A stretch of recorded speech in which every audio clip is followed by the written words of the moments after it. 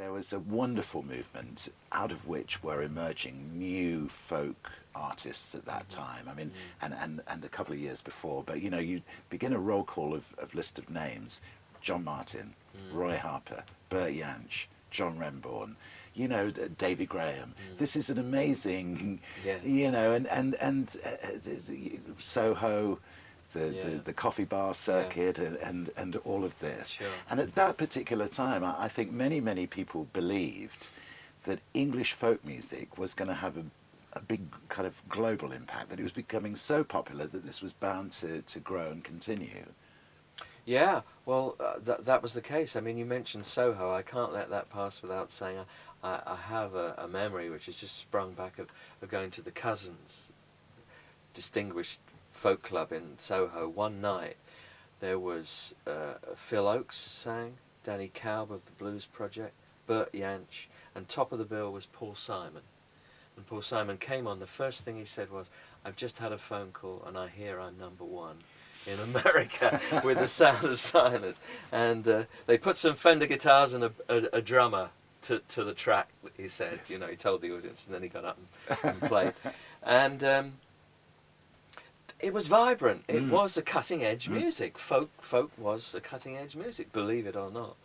And we took it a step further because the people you've mentioned, great artists, all of them guitarists, acoustic guitarists, and I've sat in audiences many times and listened to them all.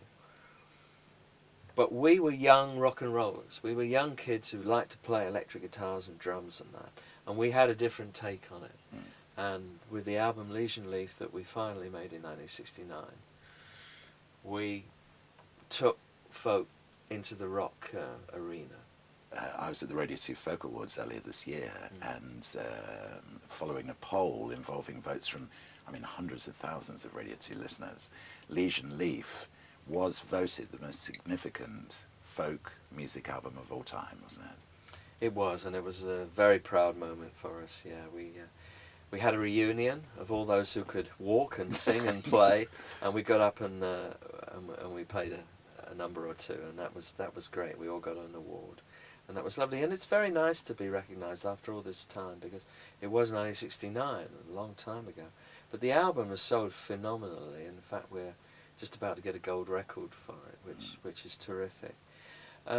It's a sadness to me, really, that folk rock didn't really grab the world's imagination, because although there was success, and I went on to form Steel Eye Span, who had a lot of success as well as a folk rock group, it never really took off. It was always a cult thing, and I would love to have, you know, spawned a whole massive number of acts that had taken up the music, and together we forged forward and developed the music so much so that it almost became a different branch of music. So you have country and western music, you have world music, you have jazz, you have British folk rock. That would have been lovely, but it remains a minority thing, of course. How many albums did you make with Fairport at that point? I made 4 albums with Fairport, and the first one is the first album, very young, lots of enthusiasm and not a lot of skill, but very quickly, we learned very quickly, and the second album, What We Did in the Holidays, was very well received. The third album, Unhalf Bricking, was released after we had a terrible crash that killed our drummer.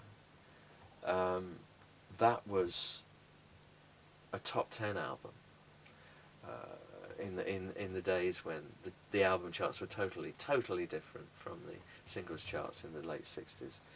And then Legion Leaf was the 4th album I made. So although I was only with Fairport for a few short years, I was on the albums that really counted. namely Unhalf Bricking and Legion Leaf. Mm. Yeah. And it's so interesting at the time, but looking back, one's even more amazed actually at the quality of the musicians that came through Fairport. Yes. And you look at some of the lineups, and obviously one's talking about the Richard Thompsons and Sandy Dennis and Ian Matthews of this world as well. Yes. Because the band were, I don't know, how do you describe it, a sort of melting pot of ideas that then did begin to go off into other groups and influence in a wider, For sure. It was very important when I left Fairport. Almost simultaneously, Sandy Denny left and formed Fotheringay, which was another fine group. So it was an extended family. And funnily enough, after all these years, we still think of ourselves as a family. And of course, there's the regular reunion festival at Cropredy, the Fairport Festival, which very often pulls 20,000 people or so. And it is like a family atmosphere, you know, and it's not just the family of the musicians, it's the family of the audience as well, because many of them have stayed with us down the years. And, there's a lovely feeling in the big field when we get together once a year. Yeah. So what was the sort of driving force for change for you then at that point? It was wanting to get deeper into traditional music. We'd scratched the surface with Legion Leaf. It was very much a rock album playing traditional material. That's my view of it. I wanted to get deeper and deeper into traditional music. I wanted to research it and study it and find out about it. I go off at a tangent here, a small tangent, and say that I wasted my school years. You know, I had a great time at school, great time, and didn't learn anything much at all. Had no certificates to speak of when I left school very early, but went into journalism. And so my study, my real work, happened later in life when I fell in love with traditional music, and I started to go to libraries and I started to research and pore over manuscripts and so on and so forth. So that was, if you like, my university type education, but it was self-driven. And I did get deeper and deeper into the music, and the story of the 70s for me is a story of adventure, getting deeper and deeper into traditional dance music, traditional songs and so forth. And it started with Steel Eye Span, which we know had a lot of success, although I was only with them for a couple of albums. It carried on with the Etchingham Steam Band, which was an acoustic group, the first time I'd ever gone acoustic, or unplugged as it was later called, much later. And then dance music, we would play massive ceilidhs at universities and colleges when, as you know, that was the circuit. The universities and colleges was where most of the cutting edge or the progressive acts worked. It wasn't arenas, it was universities. And we would play these big ceilidhs with, you know, 2 drummers and 3 guitarists and everything, you know, and people would get up and have a dance. So I got very much into traditional dance music, but folk rock dance music. And eventually the Albion Band was formed, and that went on for many, many years. But towards the end of the 70s, I kind of closed the book on my studies, if you like, and very fortuitously had a phone call from the National Theatre, from Bill Bryden, a wonderful director there, who said, do you want to come with the Albion Band and play music at the National Theatre? And that was 4 years of bliss and very exciting work, working with actors, working in the theatre, providing different kinds of music, different colours, with different musicians. And that's when the Albion Band became more than a band. It became almost like an umbrella for experimental, traditional, historical music. And we brought in brass players, and we brought in medieval musicians, and we brought in John Tam singing, and Linda Thompson, and it was just fantastic. There's an interesting thing about all of this, and you know, during your, as it were, explorations in the 70s, actually, I mean, one of the music forms that I've become very fond of personally over the last 10, 15 years is American bluegrass. Uh-huh. And, when one's talking about niche music of this kind, particularly heritage music, there's a very strong sense of protectionism around it.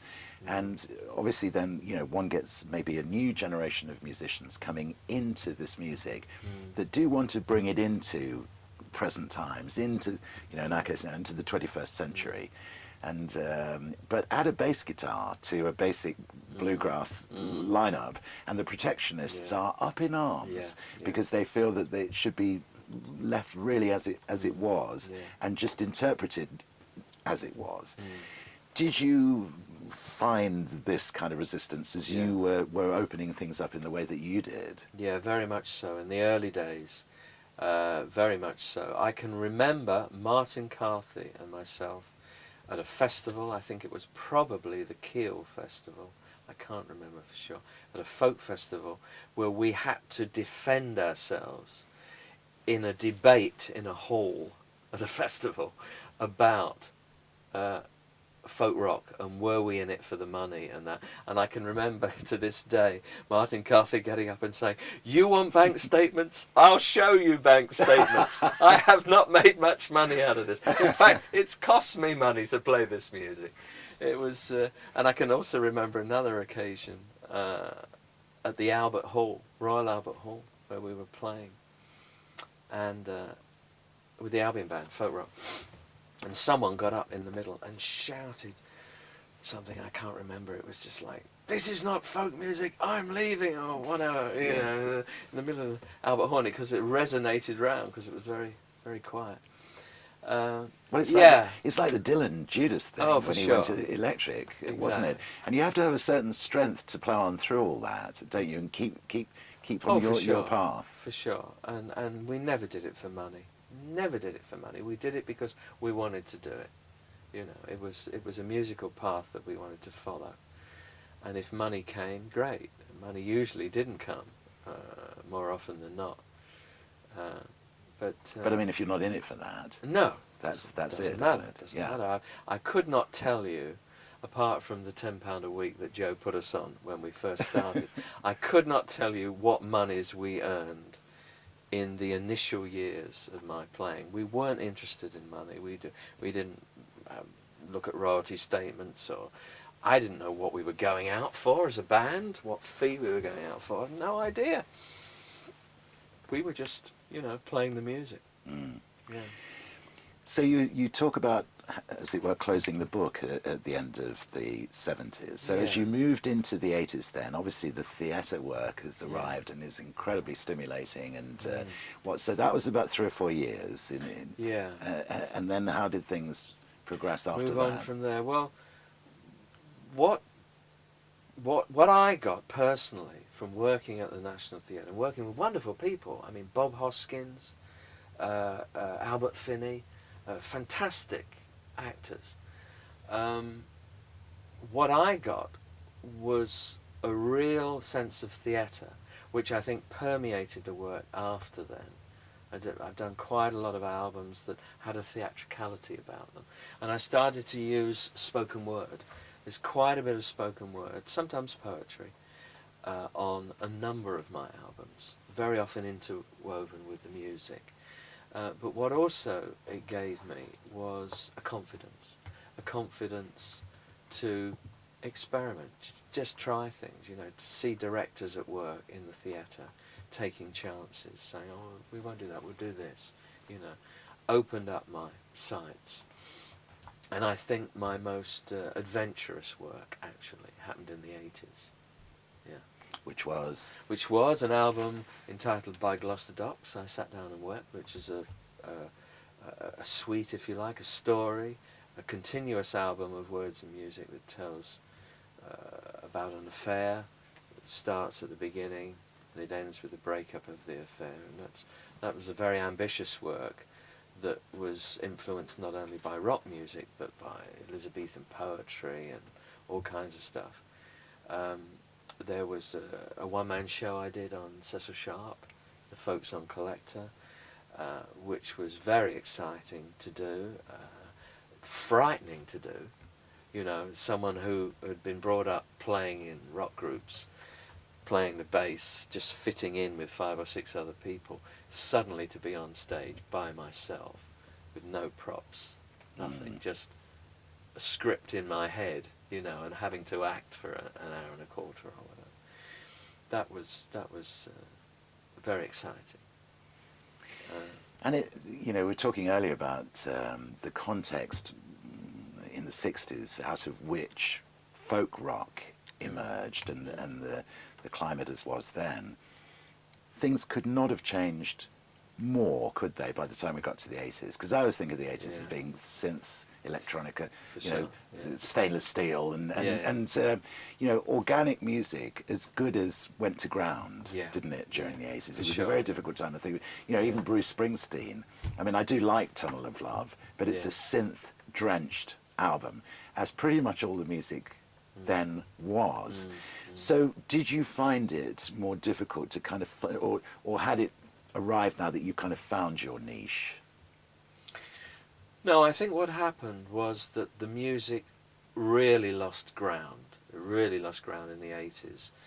We started folk rock in the late 60s, we developed it, and it was successful in the 70s, culminating in the great work at the National Theatre.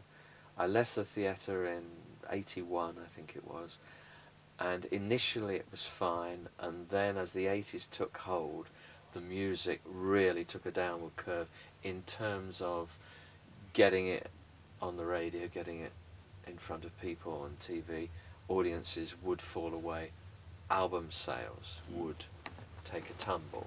So by the end of the 80s, we had suffered a lot, you know, through that. But I always believed in the music, and I love just about every album I've ever made, which is saying something, you know. That's like 55 albums out of 60 albums I love, you know, which is pretty good. So I've always stuck with it through dwindling interest, and that happened in the 80s, I've got lots of theories about why things have come back round again, you know, in terms of the appreciation of more natural music again, whether it is just a kind of reaction to, hang on a minute, you know, production is getting so big, sounds are becoming so artificial, and technology is having such an impact on everything. There must be another way of doing it. Let's try and explore that.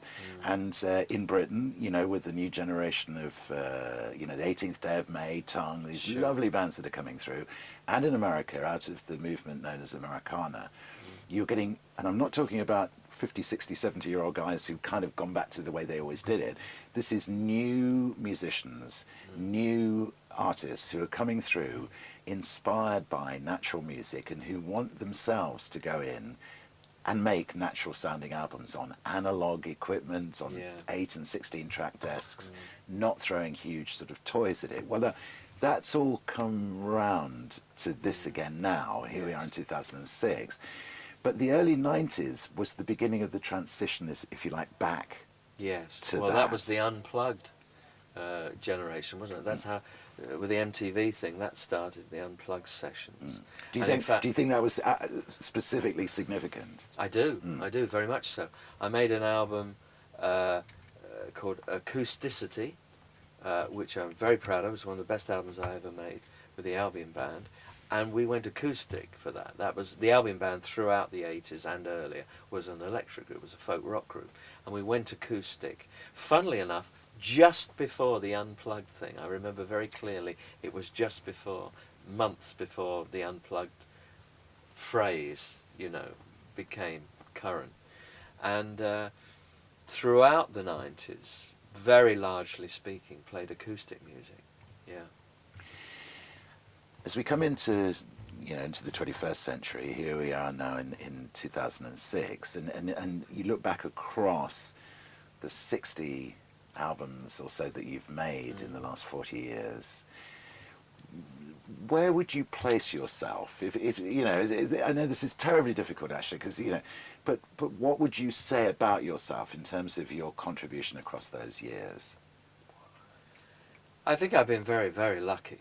I've been very, very lucky. I have modest abilities, very modest abilities. I'm not a great guitarist. I'm certainly not a great singer.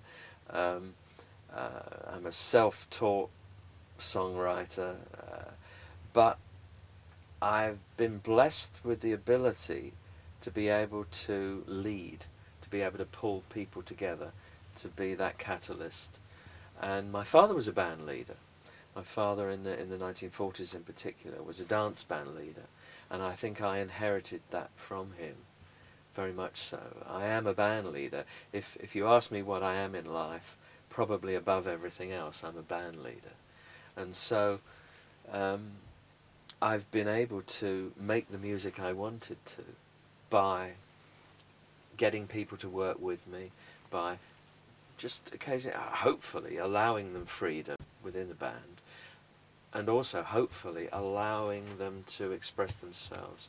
And it's like picking a great football team. You buy the great players, you hopefully make the right decisions, you coach them, but then it's up to the individuals to make their mark, and it's up to the individuals in the group to make that group a great group. But I hope that I've done good work. I can say I am proud of much of what I've done.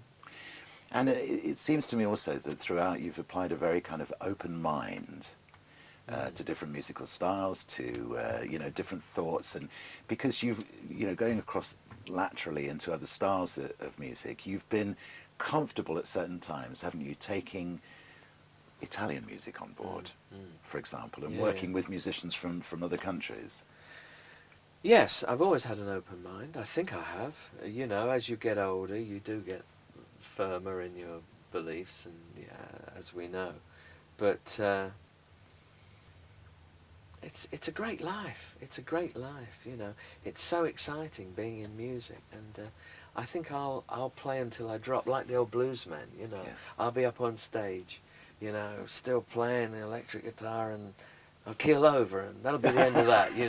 I don't want to die with my boots off. What I a way want to to go. die with my stage shoes on.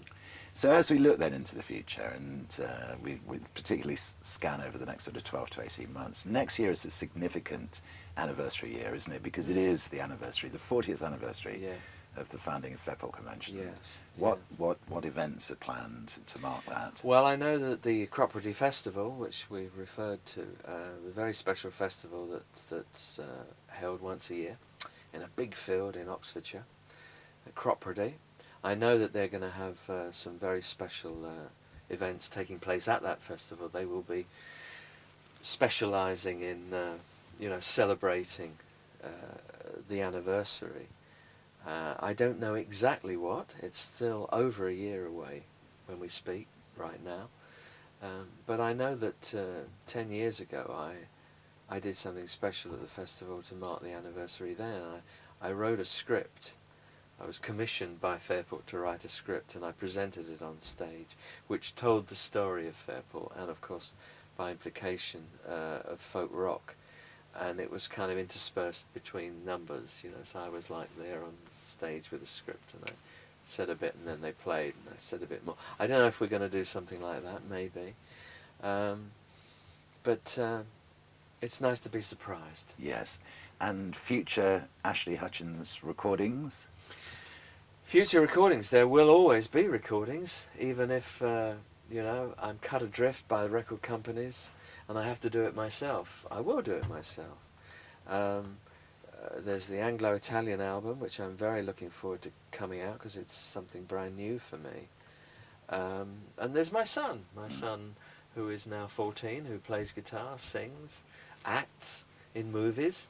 I will watch his growing up and his development with great pleasure, and maybe he'll let me get up and play bass with him. And there's the new band. There's the new band, thank you, yes, for reminding me, not that I needed reminding, because it's a really great group. I'm really pleased to be with them. It's called the Rainbow Chasers. We're an acoustic group. We play acoustic music, very intelligent, thought-provoking material. It's a very musical group. We've got Joe Hamilton, who sings, plays viola, and guitar. We've got Ruth Angel, who sings, plays violin and guitar. We've got Mark Hutchins, sings, plays guitar. I play acoustic bass and sing. And it's characterised by terrific harmony singing. The other three are wonderful harmony singers. I talked about football, how a manager needs to pick the right team. Well, I just managed to pick the right three, and the first time we got together and they sang together, it was just magic. Wonderful harmony singers together, and as well as individual. And it's also characterised by, I think, really intelligent, interesting songs that don't really fit in to any genre that you can put your finger on. And the name, does it come from the name old is the Rainbow Nirvana single? Chasers. No, it doesn't. No, sorry. It predates Nirvana. I wrote a song in the early 80s, Always Chasing Rainbows, which was autobiographical. It was me singing about me always chasing rainbows, always looking for that rainbow over the hill. And it's come from there, really, because I am still chasing the rainbows.